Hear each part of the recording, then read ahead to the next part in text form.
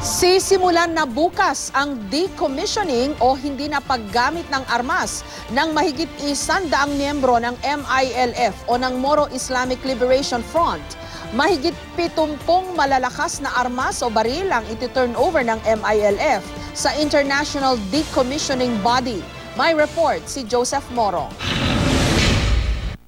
Bukas tutungtong sa mahalagang bahagi ng prosesong pangkapayapaan ang gobyerno at ang Moro Islamic Liberation Front o MILF.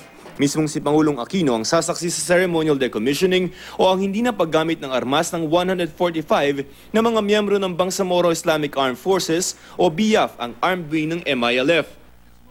Gagawin ito sa Lumang Kapitolyo sa Sultan Kudarat, Maguindanao. Sa bungad lamang ng Camp Darapanan ang kampo ng MILF. Ito-turnover din ng MILF ang 75 na malalakas nilang armas sa International Decommissioning Body o IDB. Ang mga armas ay babiyahe at ilalagak sa isang secure na arms storage facility sa Camp Abu Bakar o kilala bilang Camp Iranun ngayon. Ang Camp Abu Bakar ang lugar ng madugong bakbakan sa pagitan ng gobyerno at MILF nang ipatupad ni dating Pangulong Joseph Estrada ang all-out war policy laban sa MILF noong taong 2000. Bibigyan ng mga PhilHealth cards at paunang cash ang mga ide-decommission ng miyembro ng MILF bilang simbolo ng pagbabalik nila sa sibilang pamumuhay. Kasama ng mga MILF combatants ang kanilang mga pamilya bukas. Maliit na bahagda ng libo-libong kabuuang pwersa ng MILF ang 145 na mga combatants, pero sabi ng magkabilang peace panels, pauna pa lamang ito. 30% ng mga combatant ng MILF ang inaasang na-decommission na oras na makapasa sa plebisito ang Bangsamoro Basic Law. Base yan sa Normalization Annex na napagkasunduan ng gobyerno at MILF. Itinanggi ng Joint Normalization Committee ang paratang na propaganda lamang ito o pagpapabango.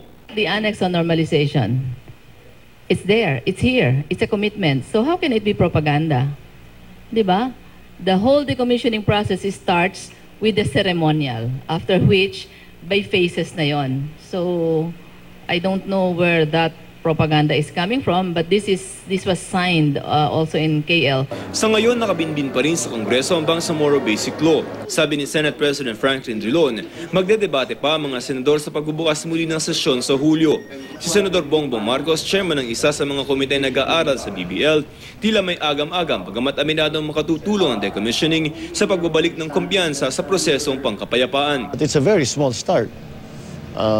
It does not really substantially decrease the firepower of the MILF.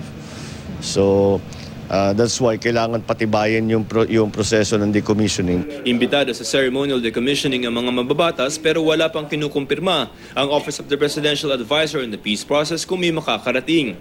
Sa labas ng kampo ng MILF sa Camp Darapanan, nakapaskilang isang tarpaulin laban sa mga senador na kontra sa BBL. Joseph Morong, GMA News.